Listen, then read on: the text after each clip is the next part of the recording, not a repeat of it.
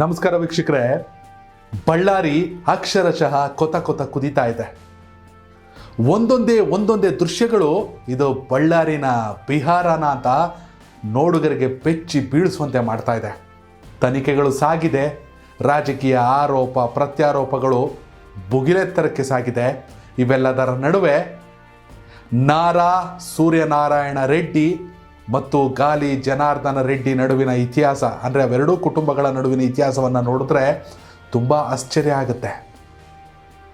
ನಾರಾ ಭರತ್ ರೆಡ್ಡಿ ಈಗೇನು ಬಳ್ಳಾರಿ ಸಿಟಿಯ ಶಾಸಕರಿದ್ದಾರಲ್ಲ, ಅವರು ಹುಟ್ಟು ಶ್ರೀಮಂತರ 100% ಆದರೆ ಅವರ ತಂದೆ ನಾರಾ ಸೂರ್ಯನಾರಾಯಣ ರೆಡ್ಡಿ ಹುಟ್ಟು ಶ್ರೀಮಂತರೇನಲ್ಲ, ಸೈಕಲ್ ಹೊಡೆದವ್ರೆ.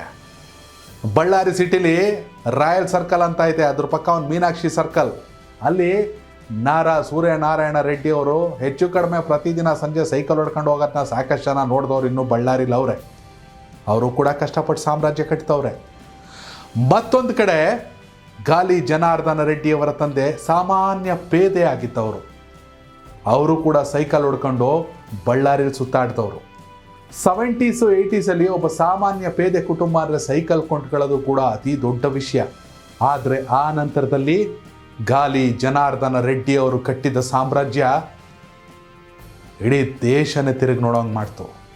ಸಣ್ಣದೊಂದು ಹಣಕಾಸು ಸಂಸ್ಥೆಯಲ್ಲಿ ಕೆಲಸವನ್ನು ಆರಂಭಿಸಿದಂಥ ಜನಾರ್ದನ್ ರೆಡ್ಡಿ ತಮ್ಮದೇ ಆದ ಎನೋಬಲ್ ಇಂಡಿಯಾ ಅನ್ನೋ ಒಂದು ಸಂಸ್ಥೆಯನ್ನು, ಒಂದು ಸಾಮ್ರಾಜ್ಯವನ್ನು ಕಟ್ತಾರೆ. ಜನಾರ್ದನ ರೆಡ್ಡಿಯವರ ಹಿರಿಯ ಸಹೋದರರಾದಂಥ ಗಾಲಿ ಕರುಣಾಕರ್ ರೆಡ್ಡಿ ಹಾಗೂ ಗಾಲಿ ಸೋಮಶೇಖರ್ ರೆಡ್ಡಿ ಅವರು ಲೂನ ತಗೊಂಡು ಬಳ್ಳಾರಿ ಬೀದಿಲಿ ಓಡಾಡ್ತಿದ್ರು ಅಂತ ಹೇಳೋವಂಥ ಸಾಕಷ್ಟು ಜನ ಇದ್ದಾರೆ. ಆದರೆ cycle to chopper, cycle to ಸಾಮ್ರಾಜ್ಯ. ಒಂದು ಕಡೆ ಸೂರ್ಯನಾರಾಯಣ ರೆಡ್ಡಿ ಅವರು ಕೂಡ ಸೈಕಲ್ ಹೊಡಿತಿದ್ದವ್ರೆ, ಇನ್ನೊಂದು ಕಡೆ ಗಾಲಿ ಜನಾರ್ದನ್ ರೆಡ್ಡಿ ಅವ್ರ ತಂದೆ ಕೂಡ ಸೈಕಲ್ ಹೊಡಿತಿದ್ದವ್ರೆ. ಆದರೆ ಜನರೇಷನ್ ಚೇಂಜ್ ಆದರೆ ಕೋಟ್ಯಾಧಿಪತಿಗಳು. ಒಬ್ಬ ಮನುಷ್ಯ ತನ್ನ ಜೀವಿತಾವಧಿಯಲ್ಲಿ ಸ್ಟಾರ್ಟಿಂಗ್ ಅತಿ ಪೀಕಲ್ಲಿ 1 ಲಕ್ಷ ಸಂಬಳ ತಗೊಂಡ್ರು ವರ್ಷಕ್ಕೆ 12, 5 ವರ್ಷಕ್ಕೆ 60, 10 ವರ್ಷಕ್ಕೆ 120, ಓಲಿ ಒಂದು 50 ವರ್ಷ ಕಷ್ಟ ಮೈ ಬಗ್ಸಿ ಬೆವರನ್ನೇ ಹರಿಸಿ ರಕ್ತ ಸುರಿಸಿ ದುಡ್ದ ಅಂದರು 5 ಕೋಟಿ ಕೂಡ ಹಾಕೋರ್ತಿಗೆ ಓಫ್ ಸಾಕಪ್ಪ ಬಡ್ಡಿ ಮಗನ ಜೀವನ ಅನಿಸ್ಬಿಡುತ್ತೆ. ಜನಾರ್ದನ ರೆಡ್ಡಿಯವರು ಅಥವಾ ಸೂರ್ಯನಾರಾಯಣ ರೆಡ್ಡಿಯವರು ಹೇಗೆ ದುಡಿದ್ರೋ ಗೊತ್ತಿಲ್ಲ, ಬಟ್ ಕೋಟಿ ಕೋಟಿ ಕುಳಗಳು. ಆದರೆ ಅವರಿಗೆ ಬೇಕಾಗಿರೋದು ಹಣ ಅಲ್ಲ, ಅಧಿಕಾರ. ಗಾಲಿ ಜನಾರ್ದನ್ ರೆಡ್ಡಿ ಅವರು ರಾಜಕೀಯವಾಗಿ ಏನೆಲ್ಲ ಅನುಭವಿಸ್ಬೇಕೋ ಎಲ್ಲವನ್ನ ಅನುಭವಿಸೋಕ್ಕಾಗಲಿಲ್ಲ. ಕಾನೂನು ಸಮರಗಳು, ಅಕ್ರಮ ಗಣಿಗಾರಿಕೆ ಆರೋಪ ಸಾಕಷ್ಟು ಹಿಂಡಿ ಹಿಪ್ಪೆ ಮಾಡಿಬಿಡ್ತು. ಆದರೆ ನಾರಾ ಭರತ್ ರೆಡ್ಡಿ ಈಗ ಆರಂಭವಾಗಿದೆ. ರಾಜಕೀಯವಾಗಿ ನಾರಾ ಭರತ್ ರೆಡ್ಡಿ ಅಂದರೆ ಸೂರ್ಯನಾರಾಯಣ ರೆಡ್ಡಿ ಅವರ ಕುಟುಂಬ ಸ್ಟ್ರಾಂಗೋ, ಗಾಲಿ ಜನಾರ್ದನ್ ರೆಡ್ಡಿ ಮತ್ತು ಶ್ರೀರಾಮುಲು ಸ್ಟ್ರಾಂಗೋ ಅಂದರೆ ಸರ್ಕಾರವನ್ನು ಕೆಡವುವಂಥ, ಸರ್ಕಾರವನ್ನು ಕಟ್ಟುವಂಥ ಕೆಪಾಸಿಟಿಯನ್ನು ಈಗಾಗಲೇ ಪ್ರೂವ್ ಮಾಡಿದವರು ಅವರು. ಆದರೆ ನಾರಾ ಭರತ್ ರೆಡ್ಡಿ ಅವ್ರ ತಂದೆ ಕೂಡ ಒಂದೇ ಸಲ MLA, ಈಗ ನಾರಾ ಭರತ್ ರೆಡ್ಡಿ ಕೂಡ ಫಸ್ಟ್ ಟೈಮ್ MLA. ರಾಜಕೀಯವಾಗಿ ಒಳ್ಳೆ ಫ್ಯೂಚರ್ ಇದೆ ಅಂತ ಬಳ್ಳಾರಿ ಭಾಗದಲ್ಲಿ ಜನ ಹೇಳ್ತಾರೆ, ಮುಂಗೋಪವನ್ನು ಬಿಟ್ಟರೆ.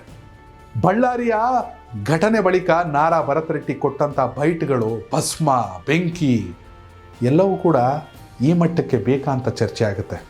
ಆದರೆ ಎಲ್ಲವನ್ನೂ ನೋಡಿ ಎಲ್ಲವನ್ನ ಅನುಭವಿಸಿ ಸೈಲೆಂಟ್ ಆಗಿರೋ ಜನಾರ್ದನ್ ರೆಡ್ಡಿ ಮತ್ತು ಶ್ರೀರಾಮುಲು ಮಾತ್ರ ಸಾಫ್ಟಾಗೆ ಮಾತಾಡ್ತಾವ್ರೆ, ಸಾಫ್ಟಾಗೆ ಪ್ರೆಸ್ ಮೀಟ್ ಮಾಡ್ತಾವ್ರೆ, ಎಲ್ಲೂ ಅತಿರೇಕಕ್ಕೆ ಹೋಗ್ತಾ ಇಲ್ಲ.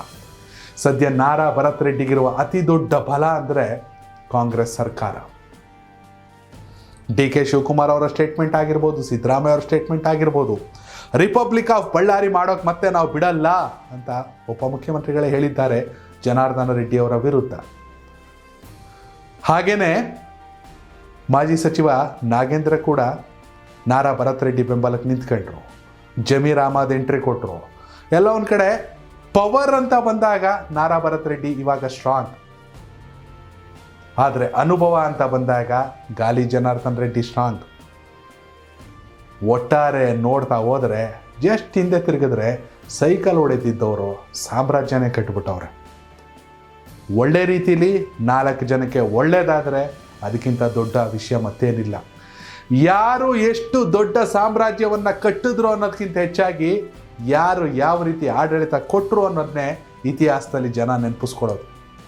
ಸೊ ಸಾಮ್ರಾಜ್ಯಕ್ಕಿಂತ ಆಡಳಿತ ಮುಖ್ಯ. ನಾರಾ ಭರತ್ ರೆಡ್ಡಿಗೆ ಭವಿಷ್ಯ ಇದೆ, ಗಾಲಿ ಜನಾರ್ದನ್ ರೆಡ್ಡಿಗೆ ಅನುಭವ ಇದೆ. ಜನ ತೀರ್ಮಾನ ಮಾಡಬೇಕು. ಮುಂದಿನ ಚುನಾವಣೆ ದೂರಿಲ್ಲ. ಈ ಪ್ರತಿಷ್ಠಿತ ಹೋರಾಟ ನಡೀತಿರೋದು ಬಳ್ಳಾರಿಯ ಕಬ್ಜಕ್ಕಾಗಿ. ಈ ವಿಡಿಯೋ ಬಗ್ಗೆ ನಿಮ್ಮ ಅಭಿಪ್ರಾಯನ ಕಾಮೆಂಟ್ ಮಾಡಿ. ಧನ್ಯವಾದಗಳು. ಕನೆಕ್ಟ್ ಕರ್ನಾಟಕ, ಇದು ನಿಮ್ಮ ನೆಟ್ವರ್ಕ್.